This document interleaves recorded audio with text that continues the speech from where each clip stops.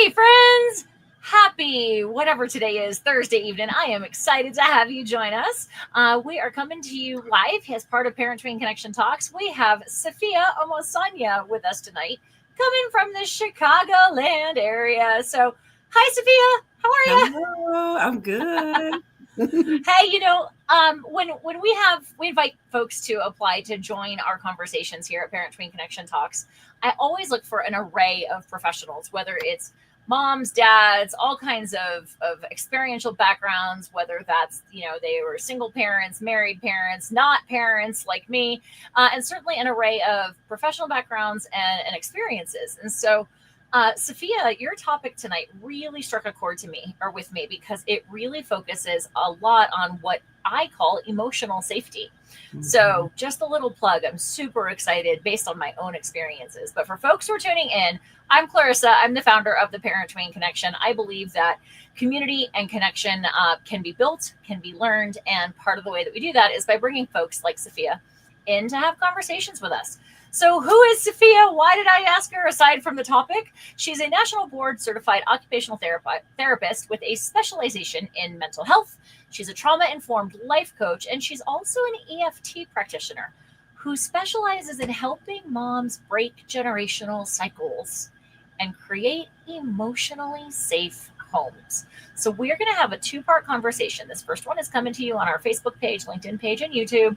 The second part of our conversation, where we're going to be diving deeper into what emotional intelligence is and why it's so essential for being an effective parent. That is exclusively for members of Parent Tween Village. If you're not part of Parent Tween Village yet, come on over and check it out. So, first of all, Safiya, Mhm. why? Tell me. You talk about creating a safe space or like being emotionally safe.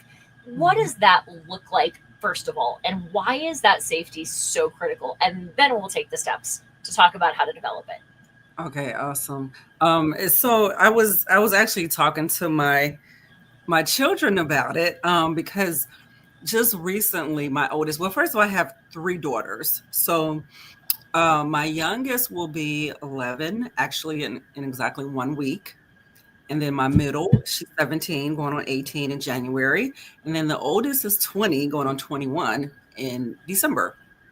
So, it was maybe about a week and a half ago. My oldest came and gave me a hug, and she said, "This is what safety feels like." Right? And so I just isn't it just I mean, that just like melted my heart. Because of course they know the language because again, I'm a trauma informed coach and I work with people, so and I talk to them and I share everything. So they know the language about safety and what that means. But Mm-hmm. I was talking to them and I just asked them like, well, why do you feel safe with me? Like, what is it? And some of the things that they said, well, one of my daughters said that I was emotionally mature. And I'm going to say most of the time. I'm not. I'm not all the time. I'm not. I'm going to be honest with you. But Sure. having emotional maturity myself, and it wasn't always like that. I was not emotionally mature at all. When my two oldest were younger, I was very emotionally immature, and I would yell. I would lose control.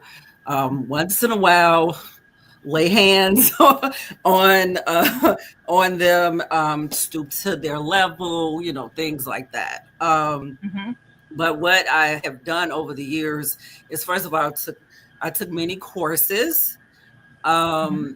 just to kind of learn, how to be an effective parent because I would always end up having guilt Mm-hmm. afterwards, and then I would Mm-hmm. talk to them and say, I'm sorry, okay, next time, I'm gonna do better, right? And that was what the Sure. conversation looked like, right? So, but I took many classes, but what the most helpful because is you can get the skills and the education, which is important because people don't know, like that's what I mean Sure. when I say cycle breaker is because I will be 50 in a few months. And so the way the way I was raised, and just it was just totally different. Mhm. And so in order for me to show up and parent differently, I had to break cycles of Absolutely. familiarity, right? Well, So and so often parents, from my observation, again, I don't have kids myself, but okay. having watched the people around me who have children, the Mhm. pattern seems to be either that they parent very similarly to the way that they were parented, or they're like, the hell with that. I'm never going to be like that. And they try to do a 180 and they miss the like Yes. 179.9 degrees in the middle, right?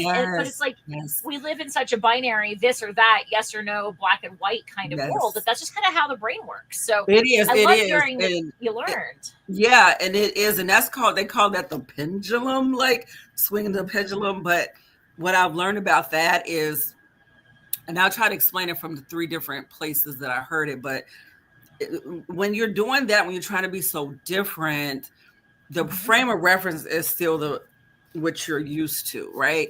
And Right, so you go complete opposite based on what what you didn't like, but it may not be the way you're parenting, and most likely it's not what's best for your kid.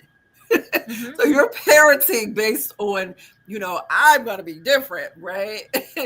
And then it just causes a host of other problems hmm because your parents are still the frame of reference instead of like, sure, what is best for my children and my family, this person in front of me, because they're not you, right, right?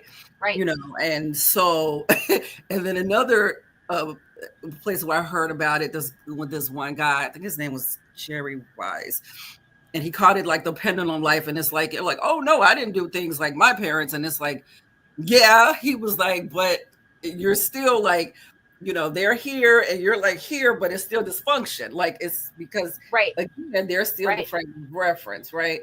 absolutely. So it's that doesn't work too well. um, So then mhm. what were some of the things you said? You took classes, you had I took that. conversations, you felt like you were Yeah. saying I'm sorry as much as anything else, I'm guessing, Yes. right? Yes. Yes. Yes. Yes. And as I say to the kids in my world, I'm sorry is all fine and well, but unless we see some efforts towards changing the behavior, what does I'm sorry really mean? Exactly. Right? Exactly. So So glad you asked. Glad you asked. what'd So you learn? so first of all, I learned about conscious parenting. That was very helpful. That it's not about the kid. Like a lot of times we're looking at the kid's behavior. And yes, I did take responsibility. I was like, mommy is losing control, but I still was more looking at like their behaviors and like what could I do to help change their behaviors, right? My own self too, but mainly it was like them, like, okay, they're Mhm. being disrespectful, things Mhm. like that, right? So conscious parenting has you as the parent to like look within, right? Sure. Because your kids are actually they're being affected by the way you're showing up. And so however your kids, whatever they're displaying, it's you looking back and yourself and saying, well, what can I learn about me? Um, Mhm. because we all have this little, they call it the inner child, and Mhm. we all have inner child, and we're in adult bodies, but we all have this inner child, and a lot of the times, like I'll say, my middle daughter, she was very, I'll call her spicy, and and what I realized about her was once I looked at things, I'm like, oh wait, she is the me that wasn't really accepted, right? Like my mom Uh-huh. used to say things like, when you grow up, I hope you have a daughter just like you, right? So that's basically saying, well, I'm not really okay with how you Payback. are, and so here I am with this kid that is showing up like me, and I'm in the ring and we're battling back and forth. So I had to take a look and say, wait a minute, what was it? How was I? And what did that feel like to not be fully accepted as I am? And so I had to kind of deal with that. Those like parts of Mhm. myself that were not okay.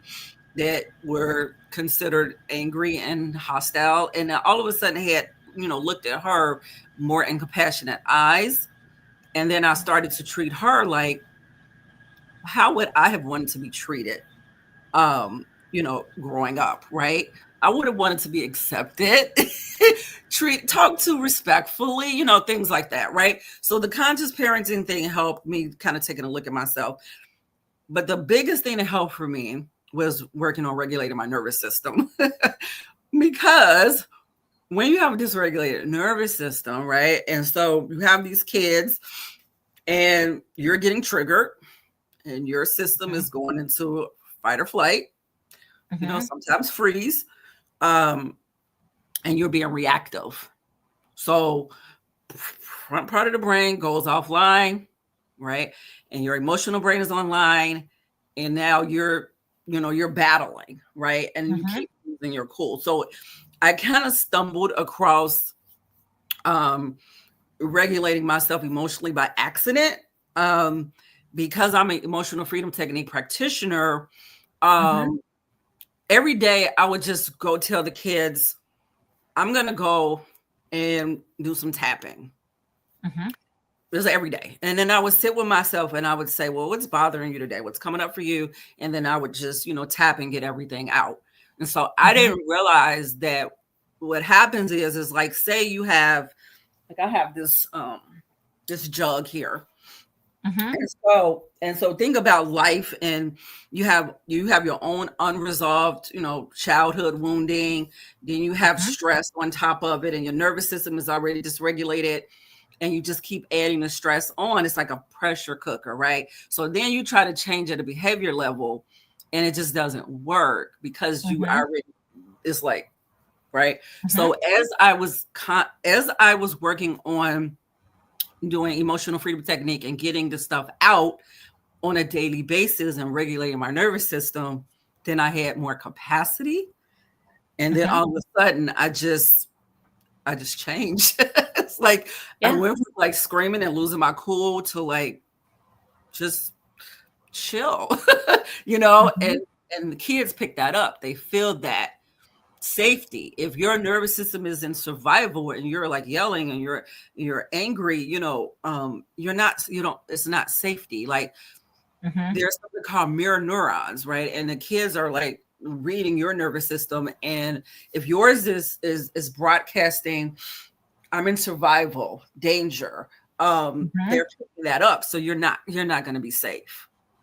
So that's really how you provide safety, is you have to take care of your own nervous system and learn to regulate yourself.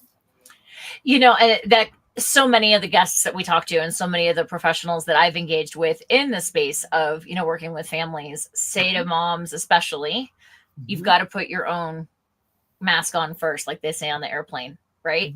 And yet I also see so many moms who are caught in the cycle of how do I even do that? Like I was talking to one mom recently who was dealing with some pretty big stuff. And she said, the rage that I felt scared me. Right.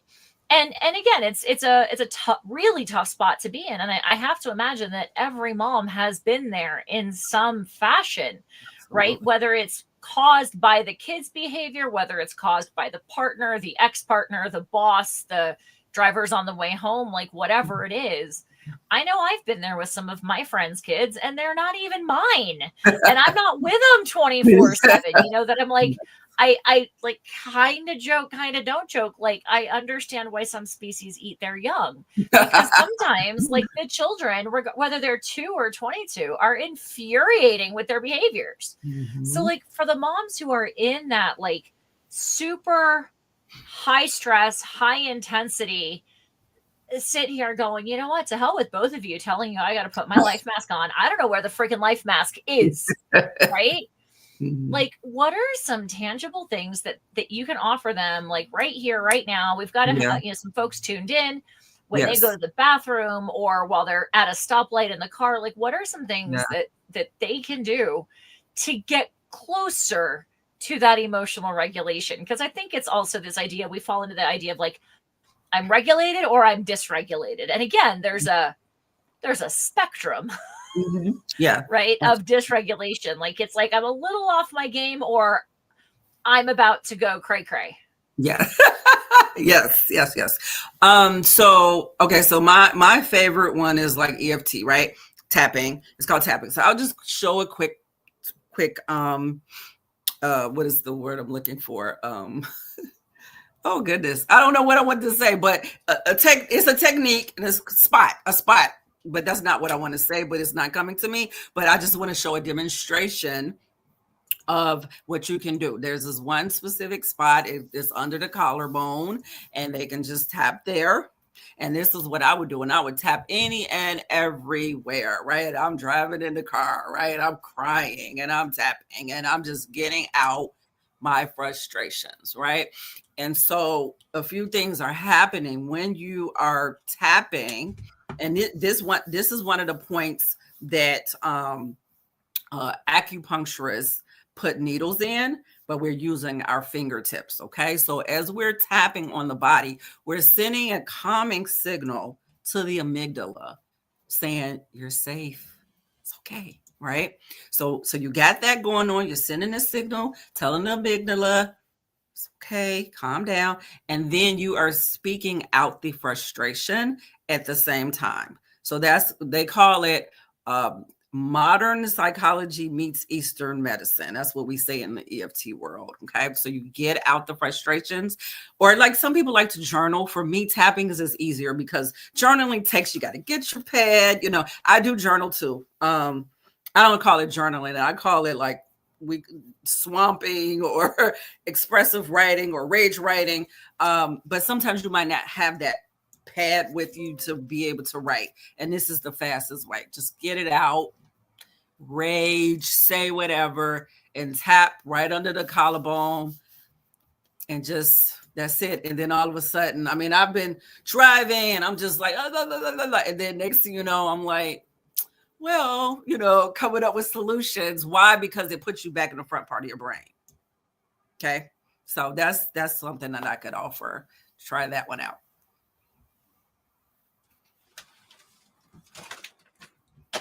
All right. So can you still hear me? Yep. Great, because I can't hear you. My headphone's completely disconnected. Oh. So I heard none of that, but I saw you tapping. So we're just going to keep rolling. Okay. And so since we're, if you had, I've got 2 wrap-up questions before we hit the half hour of our time together or so.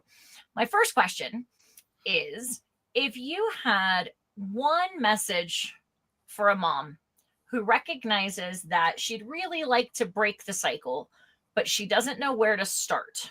Mm-hmm. Yeah. What would you say? Regulate your nervous system. That's the one thing that I learned.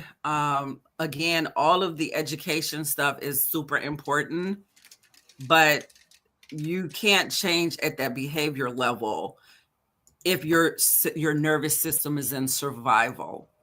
So you have to start regulating your nervous system. And like I said before, if you don't, things just keep piling and piling and piling up.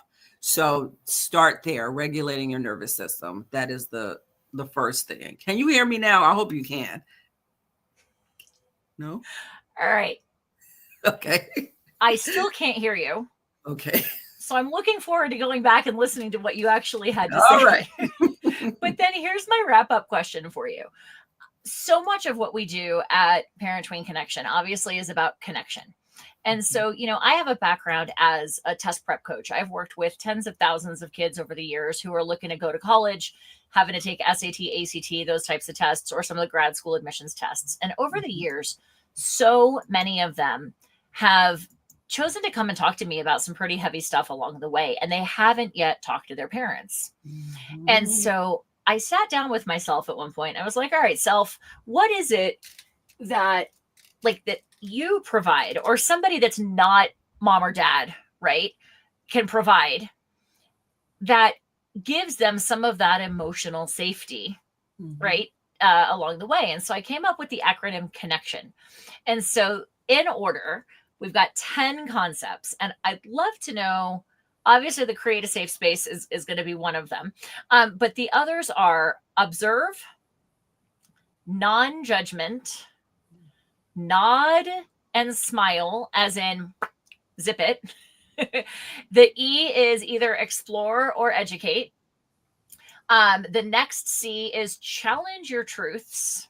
And is it really true, or could something else be true at the same time, for example? The T is take your time. Then we have innovate. We have own your own story. And the last one is nurture. And so I'm curious, which of those like kind of caught your attention and why? Oh, goodness. And you can't hear me. So, goodness, that was non-judgment. Non-judgment. My children told me the reason why they feel so safe with me and they can talk to me about anything.